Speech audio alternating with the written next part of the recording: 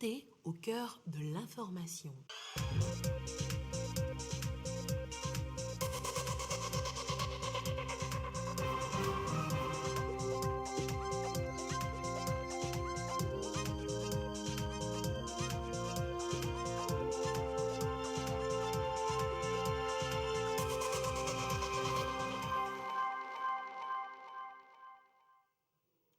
Au sommaire de ce journal, la promotion du leadership féminin à travers le concept Les filles aux commandes, une initiative de SOS Village d'enfants pour les amener à viser haut et à prendre davantage leurs études au sérieux. C'est l'engouement dans les vaccinodromes au Togo. Les populations ne se font pas prier. Tout le monde veut se faire vacciner contre le Covid-19. Et puis, l'ex-président algérien Abdelaziz Bouteflika est mort à l'âge de 84 ans. Il est considéré comme l'artisan de la réconciliation nationale. Son parcours dans ce journal. Voilà pour les titres. Bonsoir à toutes et à tous. SOS Village d'enfants veut promouvoir le leadership féminin à travers le concept Les filles aux commandes. Les meilleures élèves filles des collèges et lycées de Logou ont été sélectionnées pour la circonstance. Objectif, les amener à prendre davantage au sérieux leurs études pour obtenir de grands postes de responsabilité après leur diplôme. Sylvia Abdou. Les filles aux commandes, c'est un concept pour dire que cette cible a la possibilité d'occuper elle aussi des postes de responsabilité.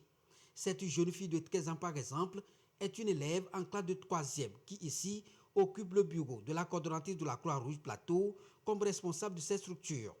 C'est donc un exercice d'initiation pour permettre aux filles de découvrir les tâches de responsables destinées à les aider à mieux se préparer pour l'avenir, mais aussi les aider à nourrir de grandes ambitions. C'est juste qu'elle doit être là pour voir ce que nous faisons, pour qu'elle puisse également comprendre en part, c'est-à-dire à part l'école, c'est-à-dire derrière l'école, qu'est-ce qu'on peut attendre. Et ça va les inspirer dans leur choix futur. L'exercice consiste à se mettre dans la peau du responsable pour mener toutes les activités administratives, une pratique pour leur permettre de découvrir ce qui se fait et avoir un tant soit peu une idée sur l'environnement de la structure. Je crois que c'est une bonne initiative qui prépare les gens à savoir que moi aussi, je peux le faire. Merci. Elles sont donc réparties dans plusieurs structures, comme ici au CHR à Tapamé. Ça nous a beaucoup plu et ça nous a aussi donné envie d'être comme elle. J'ai beaucoup aimé faire cette expérience parce que nous sommes des jeunes filles et nous avons, je crois, toutes des ambitions et déjà nous préparer à occuper des postes de pouvoir, c'est une très bonne chose. L'ambition, c'est d'inciter les élèves filles à être plus ambitieuses et surtout les amener déjà à ce bas âge à prendre conscience qu'elles sont capables, elles aussi, d'occuper des postes de décision. Ces élèves sont donc les meilleurs sélectionnés dans 10 établissements partenaires de SOS Village d'enfants. Nous avons choisi 2 meilleures filles de chaque établissement et nous les avons maintenant envoyées vers les services partenaires, étatiques et privés, pour aller faire cet exercice aux côtés des chefs, des décideurs des services. Une manière d'apprendre comment les décisions se prennent dans les services, comment le service est organisé, comment également on arrive à occuper des postes de responsabilité. L'initiative consiste à promouvoir le leadership féminin et ceci à travers le projet Intensification de la lutte contre l'exploitation sexuelle des enfants, un projet piloté par SOS Village d'enfants. La première édition du concours Falling Walls Lab Togo est lancée. C'est une compétition qui veut mettre en lumière les meilleures idées novatrices dans le domaine socio-économique des pays à travers une mise en contact des scientifiques et des entrepreneurs. C'est à mettre à l'actif de l'Office allemand d'échange en collaboration avec l'Université de Lomé. Aboza Dadja Eliagba Nyadao. De nombreuses personnes décèdent aujourd'hui pour manque de sang. Pour trouver une solution à cette situation, Dr Aïtevi Ounou Adossi a développé une application mobile. Objectif, sensibiliser la population sur l'importance du don de sang, rendre les donneurs actifs plus réguliers. Avec ce projet, il gagne le premier prix du concours Fonly Walls Lab. Le prix que je gagne aujourd'hui, c'est beaucoup d'émotions. C'est des années de travail. C'est des nuits passées avec toute une équipe à travailler. Et là, ce prix récompense tous ces sacrifices-là et nous encourage à continuer davantage et atteindre la vision que nous nous sommes fixés. J'irai faire de mon mieux, représenter le Togo valablement. Fonly Walls Lab est à sa première édition au Togo, 10e sur le plan international. Un concours d'idées novatrices de meilleurs projets porteurs de solutions. Chaque année, les meilleures idées, les meilleurs projets pour trouver des solutions pour les problèmes les plus importants de notre société et des différents domaines scientifiques sont cherchés dans plusieurs pays du monde. Il y a différents critères. Il y a le potentiel d'innovation qui est noté, ainsi que leur présentation qu'ils ont fait en anglais aujourd'hui, avec une présentation PowerPoint. Et il y a aussi la faisabilité des projets. En tout, 17 jeunes Togolais des universités publiques du Togo et d'ailleurs ont compéti sur le plan national. La finale aura lieu en novembre prochain à Berlin. L'actualité, c'est aussi la pandémie de Covid-19. La campagne anti-Covid bat son plein dans les centres dédiés à cet effet. Même les week-ends, les populations ne se font pas prier. Les files d'attente sont très longues, comme ici au centre de santé de Djidjolé et d'Adidogomé. Isaka Aruna avec à la voix Ulrich Amega. Depuis quelques jours, Pia Balo a reçu l'invitation pour sa deuxième dose du vaccin anti-Covid-19. De passage à Lomé, Pia Balo fait d'une pierre deux coups. Le jour que je suis arrivé, je me suis dit aujourd'hui je vais le faire et pour prévenir ma santé aussi. Quant à Kodjo Zompé, il est lui à sa première dose, rendu à l'évidence par les nouvelles exigences. Ce qui se passe actuellement dans ce monde, ça fait un peu peur. Donc c'est bon, l'État a fait des avancées à pouvoir nous procurer ces vaccins. C'est une bonne chose. Le gouvernement doit rassurer en sensibilisant mieux la population. Ce à quoi s'attelle depuis fort longtemps déjà le gouvernement. Une approche cartésienne traduite dans les faits par la forte mobilisation des populations. Nous avons deux sites actuellement. Il y a un site au niveau de l'autre côté, qu'on fait Pfizer là-bas, et ici c'est AstraZeneca. Nous avons retenu un autre site spécialement pour les étudiants. Et c'est à l'intérieur du centre. Donc si les dames viennent ou bien ils viennent, on essaie de les orienter. La mairie nous appuie, les forces de l'ordre sont là et la brigade anti-Covid des jeunes sont là pour nous aider à organiser. Et cet engouement nouveau pour la vaccination appelle à des attitudes à observer par les candidats. À 6 heures, je suis déjà là. On a déjà fait une queue. En attendant maintenant, les gens qui étaient derniers maintenant sont devenir le premier. Ils m'ont dit de patienter. Se patienter, oui. Se lever tôt, les candidats pourraient aller à d'autres alternatives pour faciliter les opérations. Que tout le monde fasse l'enroulement à la maison, qui tape étoile 844 et dièse.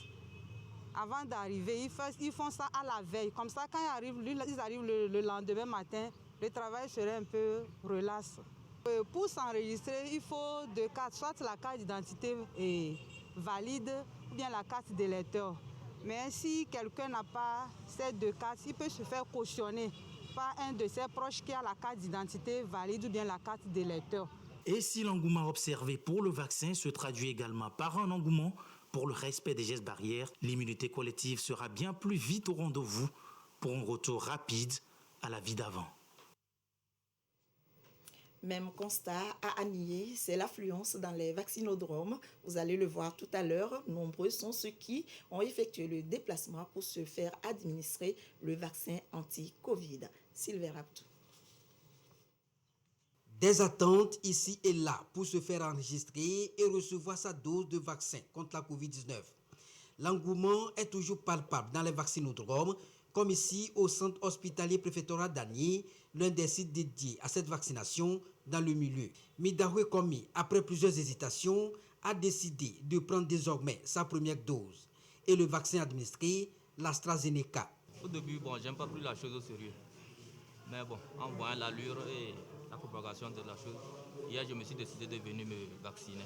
C'est pourquoi je suis là ce matin. Ça, c'est une décision personnelle. C'est ma propre sécurité, c'est la santé aussi qui compte. Plusieurs ont donc opté pour cette vaccination afin de mieux se protéger contre ce mal qui fait beaucoup de victimes partout dans le monde. Actuellement, les gens sont nombreux, nous voyons la masse, mais c'est difficile de se faire enrôler. On prend ceux qui ont réussi à se faire enrôler eux-mêmes, on les vaccine en attendant d'aider ceux qui sont dans l'espoir. On vaccine les deux. On vaccine les premières doses, ceux qui sont venus pour avoir leur première dose et ceux qui attendent leur deuxième dose. Quand le rendez-vous est arrivé, on leur fait. Il y a d'autres qui sont pressés de faire les 2 doses, mais on leur dit que le rendez-vous n'est pas encore arrivé et ils retournent.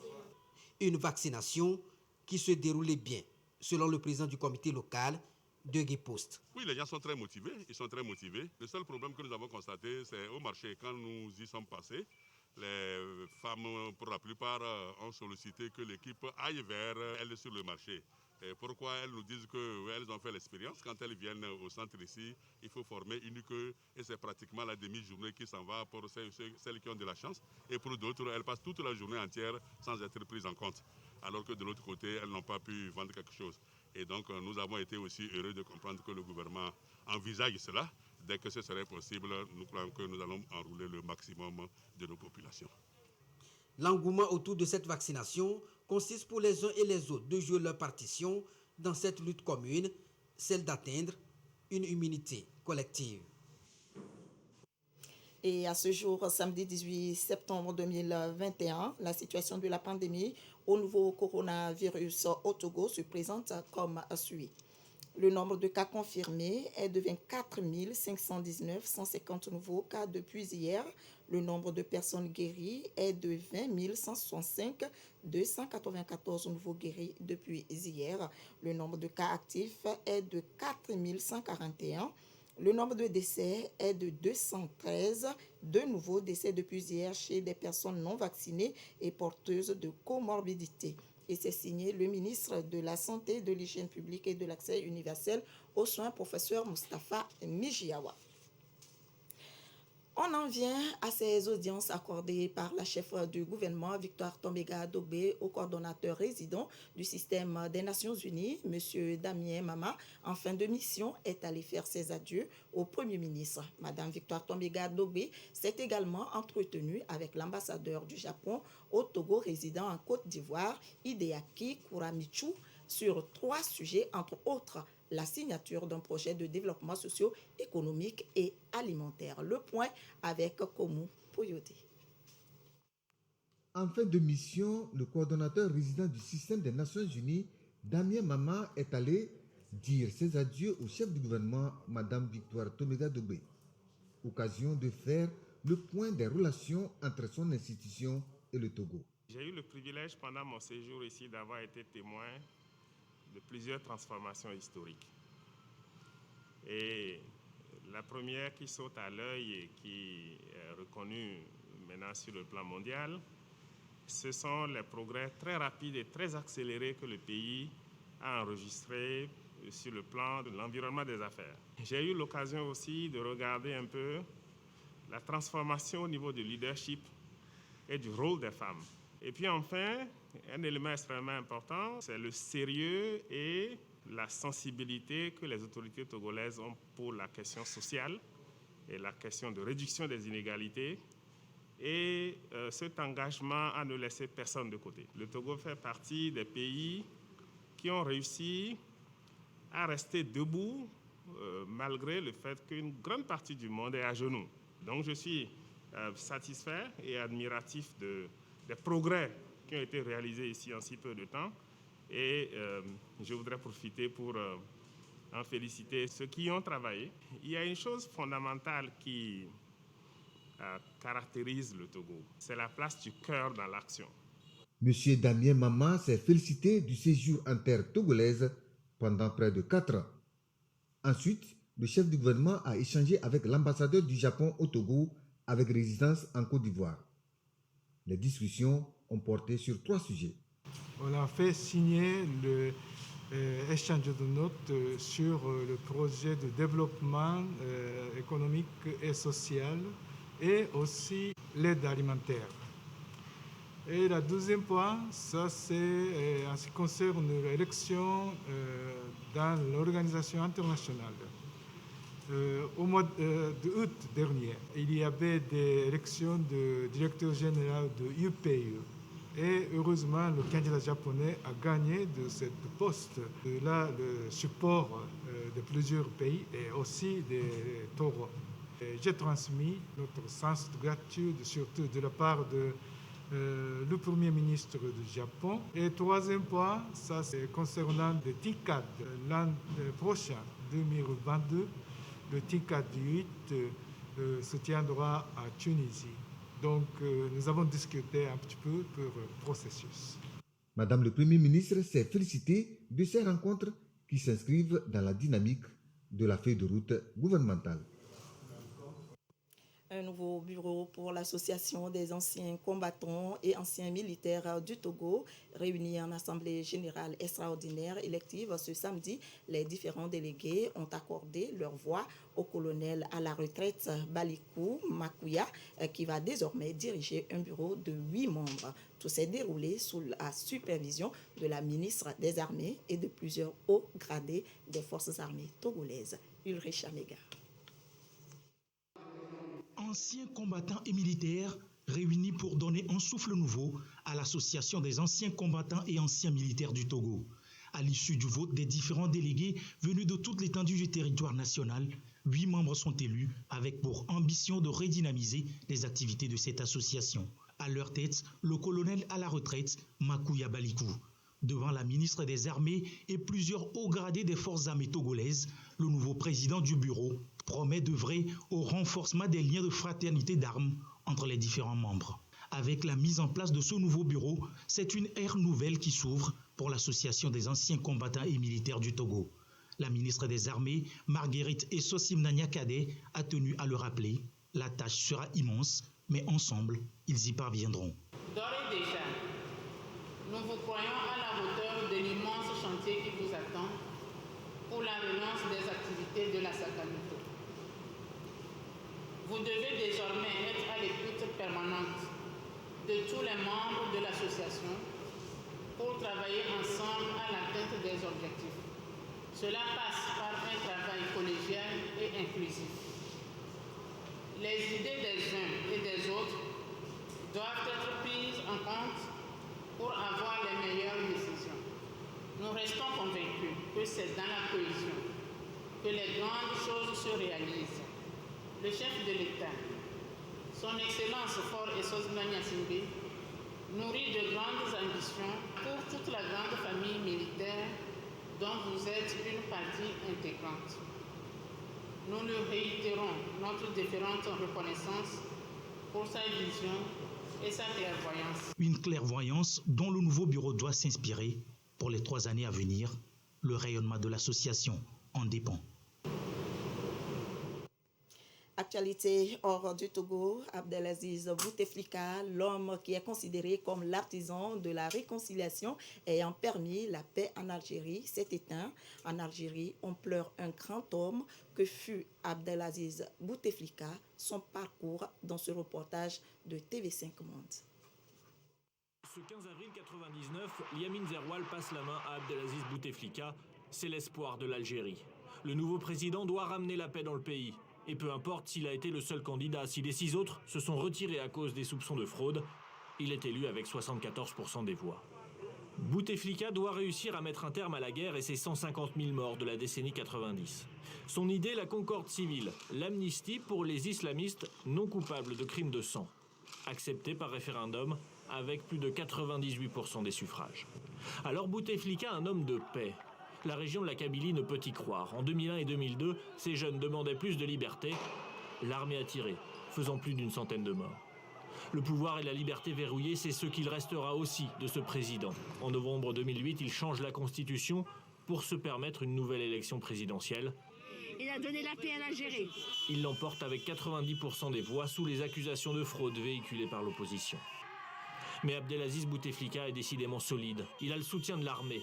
Dès 1994, elle veut le promouvoir pour la présidentielle. Il n'acceptera que 5 ans plus tard pour le début d'un long règne de 14 années. 14 années de pouvoir et de relations avec la France, en forme de rapprochement, avec en 2000 une visite historique à Paris, à la rencontre du président Chirac. Et peut-être, comme nous le souhaitons ardemment, le début d'une ère nouvelle dans les rapports entre nos pays. Signature d'accords commerciaux, relations diplomatiques, agrémentées de quelques pressions sur l'histoire de la guerre d'Algérie. Nous rappelons à nos amis en France qu'ils n'ont pas d'autre choix que de reconnaître qu'ils ont torturé, exterminé depuis 1945 jusqu'en 1962. Fin 2012, François Hollande vient enfin souligner les 132 ans de souffrance du peuple algérien sous la coupe française. L'Algérie a été soumise à un système. Lors de cette visite du président français, Abdelaziz Bouteflika apparaît déjà fortement diminué par un AVC. À 82 ans, il n'avait plus parlé à son peuple depuis mai 2012. Il avait assuré que sa génération, celle des maquis de la guerre d'Algérie, devait passer la main. Mais en février 2019, le clan Bouteflika annonce sa candidature pour un nouveau mandat, 5e, provoquant la colère du peuple algérien. Le 22 février, la rue s'embrase. Des millions d'Algériens manifestent, du jamais vu depuis l'indépendance. Abdelaziz Bouteflika, lui, n'est pas au pays. Il s'est envolé pour Genève, passer des examens médicaux. En son absence, c'est son directeur de campagne qui remet officiellement sa candidature devant le Conseil constitutionnel. Abdelaziz Bouteflika fait une réapparition le 11 mars ici en Algérie. Ces images sont tournées juste avant l'annonce de son renoncement à un 5e mandat. Il n'en avait jamais été question, écrit-il alors, en raison de sa santé et de son âge. Avant de passer la main et en allongeant son 4e mandat, il expliquait vouloir mener la transition. Il n'en a pas eu la possibilité. Retour au Togo avec la suite des activités du Premier ministre. Madame Victoire Tomiga Dobé a reçu M. Chris Nikoy, directeur régional Bureau Afrique de l'Ouest du Programme alimentaire mondial PAM, le renforcement de la collaboration avec en ligne de mire l'appui aux producteurs locaux. Le chef du gouvernement a également reçu Dr Amani Abdou Zaïd, commissaire de l'Union africaine, au menu des échanges, la promotion des femmes et la relance de l'économie avec une prise en compte des lignes de durabilité suivant les objectifs de l'Union. Le Premier ministre a enfin échangé avec M. Manuel Carpro, directeur adjoint de SOGEA Satoma. L'entretien a pour objectif d'ajuster les objectifs de la société aux besoins et objectifs locaux. La synthèse de ces audiences avec Komu Poyote. Un partenariat renforcé entre le Programme alimentaire mondial PAM et le Togo depuis le rétablissement de la présence pleine du bureau pays. Le sujet a fait l'objet d'échanges entre le chef du gouvernement Victoire Tomiga Dobé et le directeur régional Bureau Afrique de l'Ouest. Le souci de PAM, soutenir et d'appuyer les petits producteurs locaux. Plusieurs sujets prioritaires ont été abordés lors des discussions et le tout premier est de travailler à collaborer au soutien et à l'appui des petits producteurs locaux notamment. Le deuxième sujet est de voir comment encore plus renforcer cette collaboration et appuyer les activités du port. Le troisième sujet d'importance, le gouvernement du Togo a promulgué une loi sur l'alimentation scolaire et du coup l'idée est de voir comment opérationnaliser ensemble cette loi. Le PAM travaille aujourd'hui à la préparation d'un plan stratégique sur les 5 prochaines années, 2022-2026. Et l'idée c'est de voir comment aligner ce plan stratégique avec les priorités du gouvernement. Le chef du gouvernement a également échangé avec le commissaire infrastructure et énergie de la Commission de l'Union africaine, Amani Aboussaid. Occasion pour l'émissaire de l'Union africaine de saluer les efforts du gouvernement togolais en matière de la promotion de la femme.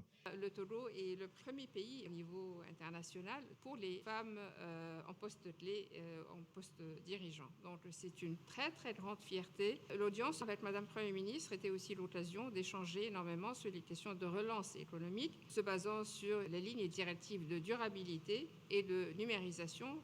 Nous sommes prêts à l'Union africaine de fournir l'appui technique et accompagner les efforts du Togo dans les secteurs ou bien dans les axes d'action que Madame Premier ministre nous a précisés. Les responsables de Sojia Satom ont aussi conféré avec Madame le Premier ministre. Les discussions ont porté sur les nouvelles orientations à mettre en place dans l'exécution des chantiers dans le contexte du bouleversement économique mondial dû à la Covid-19. C'était une occasion d'échanger pour des perspectives futures, pour à nouveau revalider notre souhait de partenariat avec le Togo, avec les réflexions sur les futurs projets, pour trouver des solutions de plus en plus innovantes. Pour les boîtes d'infrastructure comme nous, ce n'est plus uniquement des problèmes techniques, c'est bien une association de la partie technique et de la partie financement, et qu'il nous faut travailler, comme a dit son Excellence, sur pourquoi aujourd'hui c'est un peu plus difficile pour Sojia Satom d'analyser pour que demain, en effet, on ne soit que plus performant. Le Premier ministre s'est félicité de l'engagement des uns et des autres à soutenir la feuille de route gouvernementale. Le 8 septembre dernier a été célébrée la Journée mondiale de l'alphabétisation sur le thème « L'alphabétisation pour une reprise axée sur l'humain, réduire la fracture numérique ». Et nous allons aborder ce thème avec M. Baoumondom Abete, directeur général de l'alphabétisation et de l'éducation non formelle. Bonsoir, monsieur. Bonsoir, madame. D'abord, qu'entend-on concrètement par fracture numérique? Merci, madame. Et je voudrais d'abord vous remercier pour cette opportunité que vous nous offrez pour partager un peu sur la thématique de l'alphabétisation et notamment la Journée internationale de l'alphabétisation qui est célébrée chaque année le 8 septembre.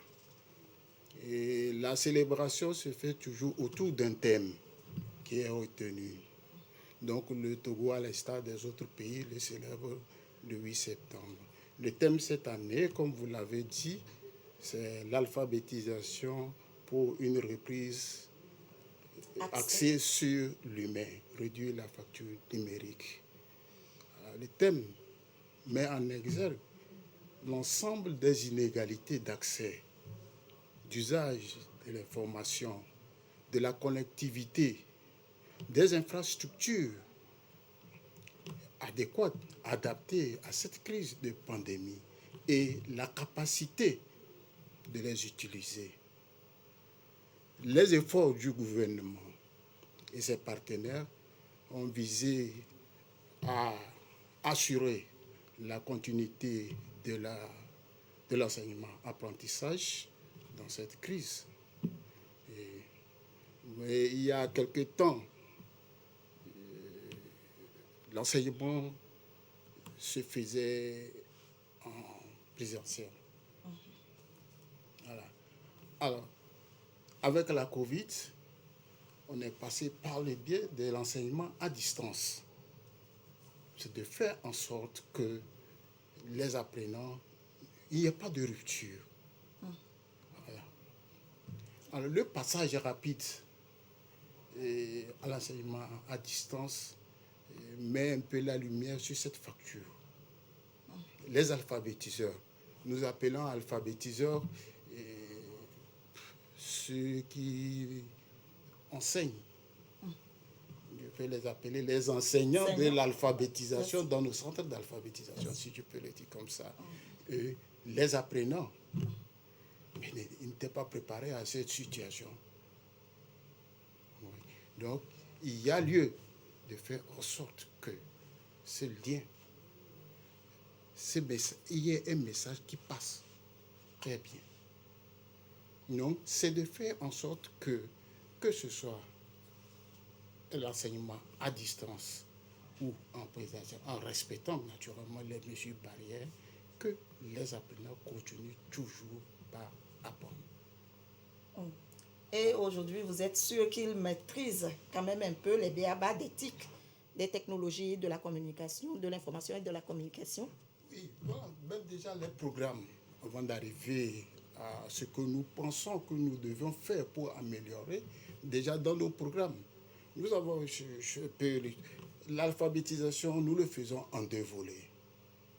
Il y a ce que nous appelons l'alphabétisation de base, qui consiste à donner les compétences instrumentales aux apprenants, c'est-à-dire savoir lire, écrire et calculer.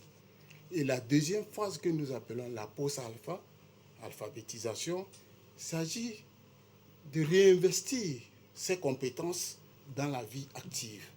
Et là, nous utilisons, c'est vrai que nos alphabétiseurs, nos apprenants, ne maîtrisent pas ils ne maîtrisent pas encore l'outil, mais pas d'ordinateur, pas de tablettes, pas d'Android, c'est un peu compliqué. Mais nous faisons en sorte que les appareils que nous utilisons, alors les gens l'utilisent, le manient déjà.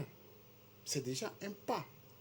Donc c'est l'occasion numérique. Donc de les outiller. C'est l'occasion, naturellement, de les outiller, de tout le système. Aujourd'hui, l'utilisation des TIC en alphabétisation ou dans le système éducatif devient alors une priorité. D'accord. Et nous allons suivre un sketch réalisé dans le cadre de la journée de l'alphabétisation. Donc un extrait, un tout petit extrait, et vous allez réagir juste après. Regardez. Si l'État et les ONG initient les apprenants à l'utilisation de ces outils pour les cours, nous allons réduire de moitié le taux d'analphabétisme dans nos communautés. Et ils n'auront plus besoin de se déplacer chaque fois pour les cours. Et donc, moins de contacts. D'où le risque de contamination très réduit avec une journée mieux organisée. Voilà, très rapidement, votre réaction par rapport au message véhiculé dans ce sketch. C'est vrai, ça fait un peu rigoler, oui. Mais c'est la vérité. Oui, c'est la pure, comme le dirait l'autre, c'est la pure vérité. Voilà. Si aujourd'hui, ce display TIC sont mis effectivement à disposition des apprenants et ils sont initiés à l'utilisation, je crois qu'on va réduire de moitié le temps. De même, que sur le sketch, il le dit clairement là. Il dit clairement, les TIC, ça permet. On n'a plus besoin d'aller dans un centre d'alphabétisation nécessairement. On peut, à partir des TIC, avoir les programmes d'alphabétisation, faire en sorte que les apprenants n'aillent plus vers les centres d'alphabétisation, que les centres d'alphabétisation viennent vers eux. Voilà, c'est déjà cet atout. Très, très rapidement, une dernière question. Une maman au village à qui l'enfant envoie de l'argent par Timoni ou Flouze, mais qui ne sait ni lire ni écrire. Comment se fait aujourd'hui l'alphabétisation à distance, surtout dans ce contexte Covid, pour permettre à cette maman de pouvoir lire son message? Oui, comme nous venons de le dire, c'est vrai que nous n'avons pas encore toutes les conditions réunies pour le faire. Et je l'avais dit tantôt, nous partons déjà avec... Nous ne partons pas à zéro. Nous avons un début que nous faisons. Donc, pour nous, il s'agit alors de revoir nos programmes, nos méthodes d'enseignement et consorts. De réviser. Nous avons une stratégie de mise en œuvre des programmes d'alphabétisation qui est adoptée par le Togo, que nous mettons avec nos partenaires. Donc, c'est de réviser cette stratégie en prenant en compte l'éthique. C'est d'inviter nos partenaires aussi à nous accompagner, à avoir cette TIC que nous mettrons à disposition des apprenants pour faire en sorte que demain, que personne, que ce soit cette maman ou que personne, quel que soit son âge, ne dise pas je ne sais pas. Que tout le monde, que personne ne soit laissé pour compte. Merci, M. Baou Mondom Abete, d'avoir répondu à nos questions. Je rappelle que vous êtes le directeur général de l'alphabétisation et de l'éducation non formelle. Merci d'être passé sur ce plateau. Merci beaucoup, madame. Merci. Et je voudrais profiter de cette émission pour remercier sincèrement ma ministre. Et au cours de cette célébration cette année, sur ce thème, nous avons organisé un atelier à Tapamé et à Balimé les 30-31 août passés pour réfléchir autour de ces thèmes. Et je remercie Magué, son agenda. Elle était en présence au cours de cette activité. Donc j'invite tous les partenaires à nous accompagner. Merci pour l'émission. Merci, je vous en prie.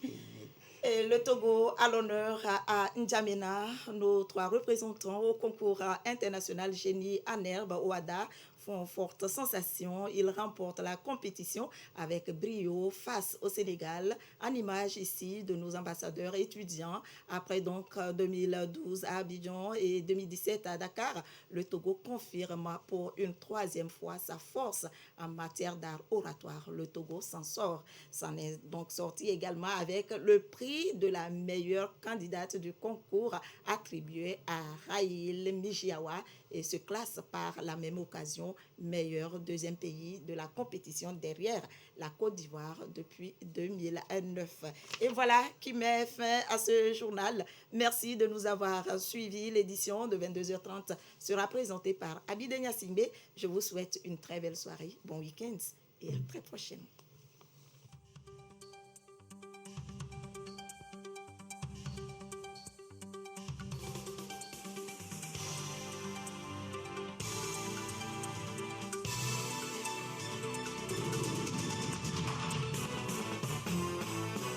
La TVT au cœur de l'information.